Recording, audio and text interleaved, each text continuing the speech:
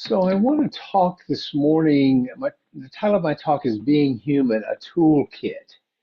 And it's what it's about is that in this journey we call life, each of us is equipped with a unique set of what we'll call tools today. And these tools are acquired over a lifetime, and they're there to help us navigate this complex, multifaceted experience of being human. And they're not tangible tools like wrenches and screwdrivers and hammers, but they're intangible qualities and skills that help us adapt, grow, and thrive in an ever changing world. And I like to think of the Dharma and the Buddha's teachings as providing us a unique set of particularly effective tools that we're going to talk about this morning. Um, and we'll also talk about sort of some from modern psychology, but they really do mirror or sort of just expand on the Buddha's brilliant insights 2,600 years ago. So let's start with the first tool, and that one is empathy. And it's often called the foundation of connection. Empathy, as you know, is the ability to understand and share the feelings of others, and it's a fundamental tool for building meaningful relationships. It's a fundamental tool for fostering a sense of community.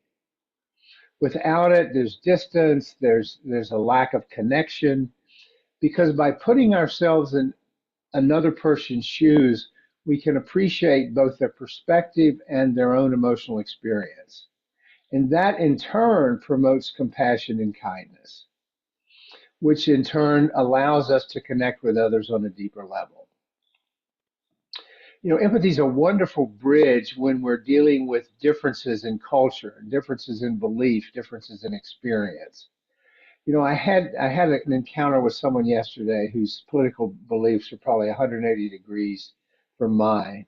But there was just a moment there of empathy because this person was struggling with some stuff. I could just, for a very moment, just touch into that ability of empathy to bridge differences. And it's grossly lacking in our culture these days. And it typically happens, as it did briefly for me yesterday, um, when there's proximity. You know, we really need to be in proximity. It's hard to have empathy when we're exchanging insults online with tweets or posts. It's hard to have empathy within a crowd of people with whom we disagree. It's best happens one on one. Okay. And as social beings, empathy is as a tool is essential for cooperation, for collaboration, and perhaps most importantly for conflict resolution, for dealing with conflict, dealing with disagreements. And I would argue that empathy is one of the hallmarks of developing our in progressing on our spiritual path. It's also a close cousin of compassion, which we'll come back to in a minute. The next tool in our toolkit is resilience, and this is often referred to as the strength to persevere. Okay. Now, you know, because we talk about it here all the time and all of us deal with it every day, that life is filled with challenges, setbacks, disappointments, and so forth. And in fact, this is what brought many of us to the Dharma, was challenges, setbacks, disappointments, and so forth. So resilience can be an indispensable tool in our human toolkit because it is the capacity to recover quickly from difficulties and adapt to adversity. Okay. Resilience involves maintaining a positive outlook, standing firm, embracing change, and learning from our experiences so we don't keep repeating the same mistakes. It equips us to face life's inevitable ups and downs with courage and determination. And it not only helps us survive the tough times, it also allows us to emerge stronger and ready to tackle future obstacles with renewed vigor. You know, it's like helping prepare us, helping arm us for future challenges. You know, it's an essential part of what is known as emotional intelligence, which is a concept from modern psychology. And I'm going to address that, by the way, specifically in a few weeks. So, resilience. The third tool that I want to talk about in our human toolkit is curiosity. And this is the drive to explore. This is the issue of being open to new experiences, open to new learning, open to new concepts. You know, in Buddhism, we often talk about curiosity as noticing, not just noticing our experience in the moment, but noticing more broadly in terms of the culture, the environment. It's how we learn about ourselves. It's how we learn about the world we live in. It's how we learn about our own reactivity, our own emotions, our own stories that we've been talking about lately. And it's also, most importantly, perhaps, how we learn about our skillful responses versus our unskillful ones, the discernment piece.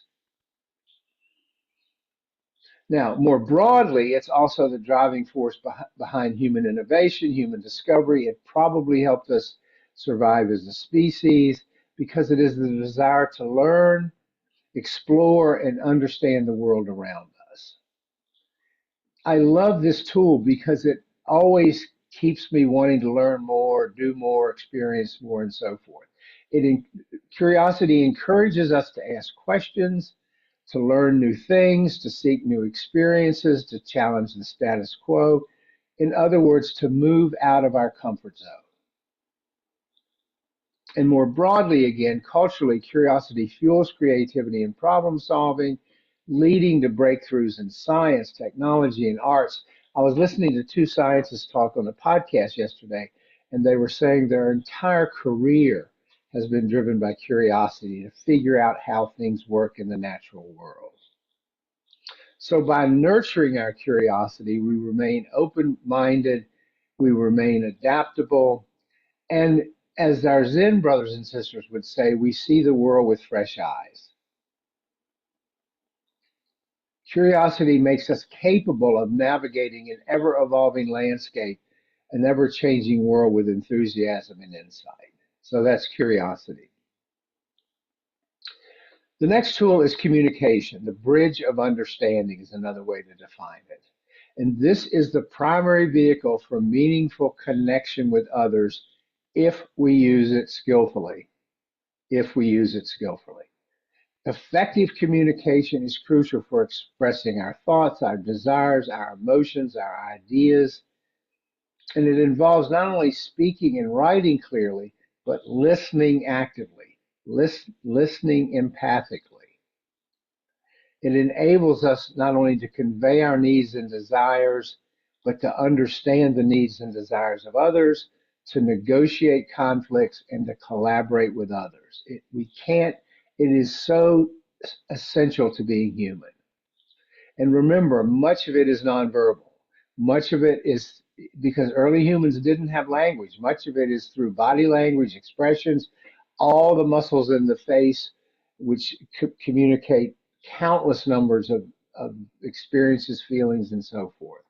So in an increasingly interconnected world, the ability to communicate across cultures and languages is more important than others than ever.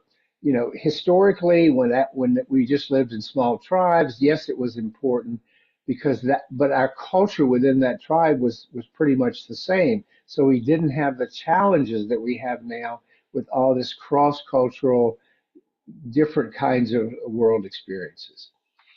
By honing our communication skills, we foster understanding, we deepen our compassion, we build trust, and we create meaningful connections with those around us.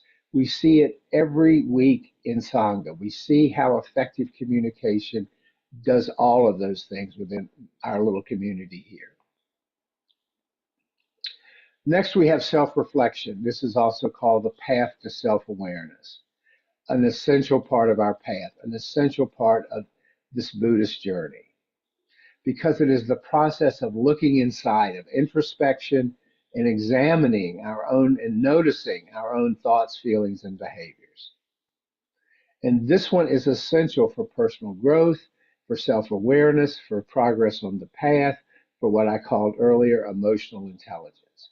If we don't know ourselves, It is not possible to be skillful in how we interact with the world. We're just on autopilot. We're like a bull in a china shop. We're just kind of knocking everything over. And believe me, I spent the early part of my life doing that too much, and it's not pretty. Okay.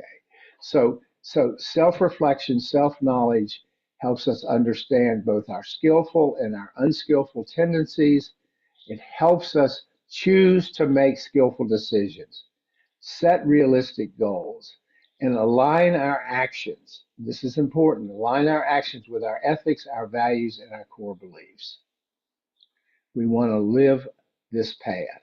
It also enables us to learn from our mistakes, not chastise ourselves for our mistakes, but learn from our mistakes so we don't repeat them, celebrate our successes, and foster a sense of fulfillment and purpose. We know that this human life is rich and complex. It requires a diverse set of tools to navigate all the facets of it.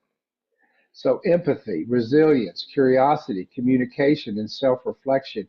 It's not an exhaustive list of the tools in our toolkit, but they're some of the more essential ones. And they're some of the more essential ones that line up with our Buddhist practice.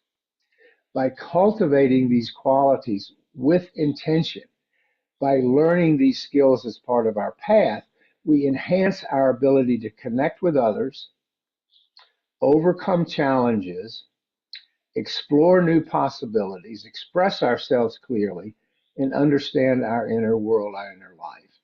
And what all of that does collectively, it helps reduce our suffering. Remember, at the end of the day, it's all about reducing our suffering. So, in doing so, we not only enrich our own lives, but we contribute to the betterment of society as a whole, and we help enrich the lives of others around us. As we continue to develop and refine our individual toolkits, we equip ourselves to meet the ever-changing demands of life with grace, with confidence, and with increased humanity. So that is the human toolkit, or at least part of it.